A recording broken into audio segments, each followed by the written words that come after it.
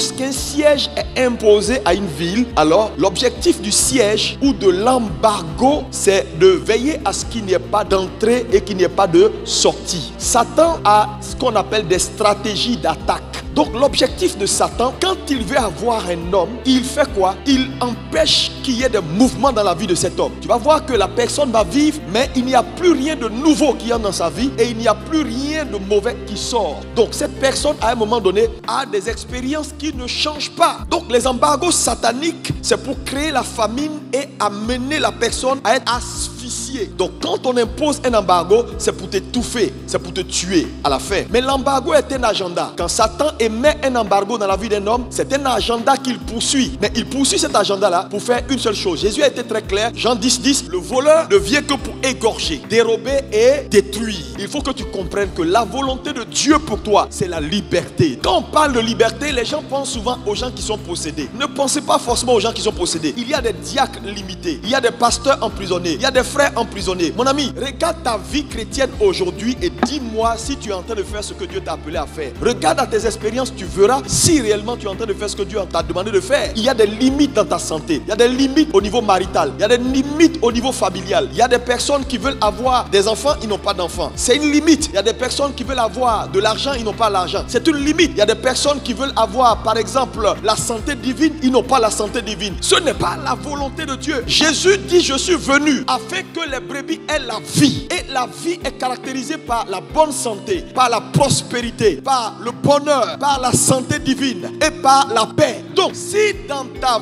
vie, il y a des choses qui contrastent avec la vie Zoé de Dieu, ça veut dire que quelque part dans ta vie, Satan a mis une limite, a mis un siège. Les gens sont arrivés à un point où ils vivent avec leurs limites. Le monsieur est malade, et puis il fait avec. Sa maison est devenue comme une pharmacie. Toutes sortes de médicaments. Le gars veut avoir un enfant, il ne peut pas. À un moment, il fait avec, il dit, bon, on va adopter. Frère, je vous dis, tout embargo, toute limite, tout siège que Satan met dans la vie d'un homme, la finalité, c'est sa destruction. N'oubliez jamais cela. C'est pourquoi vous devez vous fâcher. Quand quelque chose est bloqué, il ne faut pas arriver à un moment où tu acceptes. On n'accepte pas. Qu'est-ce que c'est qu'un embargo? C'est important. L'embargo ou le siège ou le blocus, c'est quoi? C'est des mesures visant à empêcher la libre circulation. Quand on parle de libre circulation, ça veut dire quoi? Quand on impose un embargo sur une nation, on ne veut plus qu'il y ait des entrées et des sorties sans surveillance. Et nous avons le cas de Jéricho. La Bible dit Jéricho a été assiégé. Plus rien n'entrait à Jéricho, plus rien ne sortait de Jéricho. Frère, quand il n'y a plus rien qui entre et il n'y a plus rien qui sort, tu as commencé à mourir.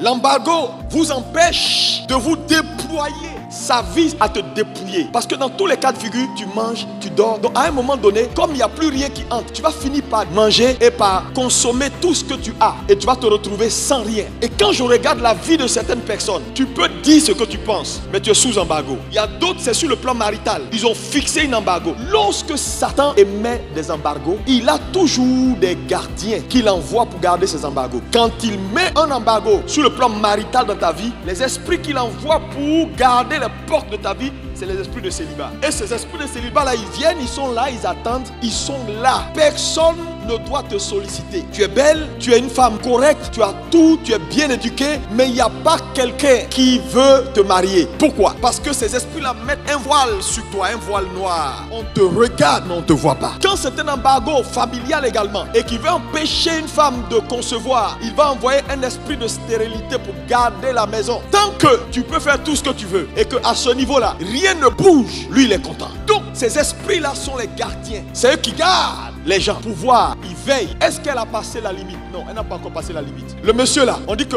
on a mis un embargo financier sur sa vie, une limite. On a assiégé sa vie sur le plan financier. Donc on envoie les esprits de pauvreté et puis ils sont là, ils guettent. Est-ce qu'il a prospéré? On dit non, il a eu 99 000. On dit faut pas, ça va dépenser 100 000 hein? Et l'esprit de pauvreté est là et l'esprit de pauvreté te suit et il va te donner des idées pour pratiquer certaines choses qui vont t'appauvrir. Frère, quand Satan te guette, les rendez-vous importants de ta vie, il va te faire rater ça. Ces esprits là, c'est eux qui veillent à l'accomplissement de l'embargo financier ou de l'embargo familial. Lorsque Satan met une limite quelque part dans ta vie, la première chose que tu vas remarquer, c'est que tu es comme emprisonné. C'est la prison. Parce que la prison est le premier symbole. Quand on met une nation, quand on met quelqu'un sous embargo, quand sa vie est limitée, L'objectif de Satan, c'est quoi? C'est que cette vie-là, rien ne rentre, rien ne sort. Tout est bloqué. Mais tu es en prison. Observe ta vie. Si tu te sens comme emprisonné quelque part, rien ne rentre, rien ne sort. Ta vie est limitée. Il y a des limites dans certains domaines. Frère, c'est la preuve qu'il y a quelque chose qui n'est pas normal.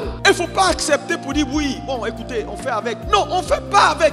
À un moment donné, Dieu s'attend à ce que devant toi, derrière toi, à côté de toi, quand tu regardes ta vie, mon ami, tout marche. Il y a des gens qui sont emprisonnés au niveau de leurs pensées. Ils ne réfléchissent pas beaucoup. Même quand ils émettent un raisonnement, c'est un raisonnement tordu. Tu sais, Dieu ne peut pas te bénir au-delà de la plateforme que tu lui présentes. La plateforme de ta pensée est le point de décollage de Dieu. Deuxième signe qu'il faut guetter. Quand un embargo est établi sur une vie, cette vie manque d'accomplissement. Tu n'achèves jamais ce que tu commences. Tout est limité. Tous tes projets sont moitié. Tu as démarré maison, tu es à moitié. Tu as démarré ça, tu es à moitié. Ici moitié. Tout est non-accomplissement.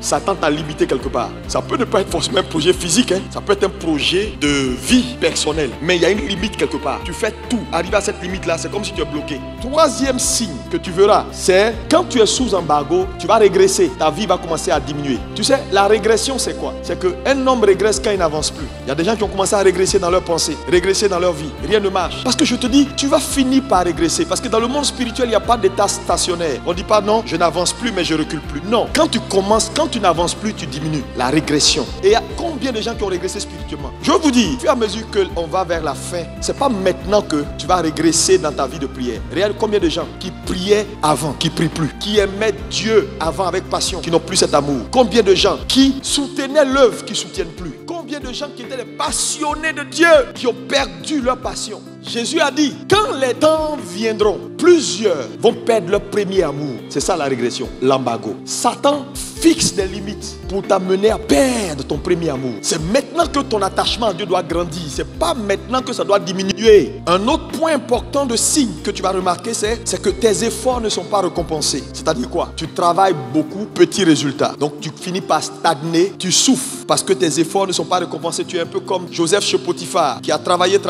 au moment où il faut le récompenser. C'est la prison qui est devenue sa récompense. Je vous dis ces choses parce que je ne veux pas que tu entres en 2021 avec les mêmes limites maritales, problème d'enfantement, problème d'harmonie familiale, on n'a pas la paix à la maison, limite financière. C'est pourquoi s'il y a une limite quelque part, casse la limite. Dieu veut enlever les limites, mais il y a des principes qu'il faut respecter.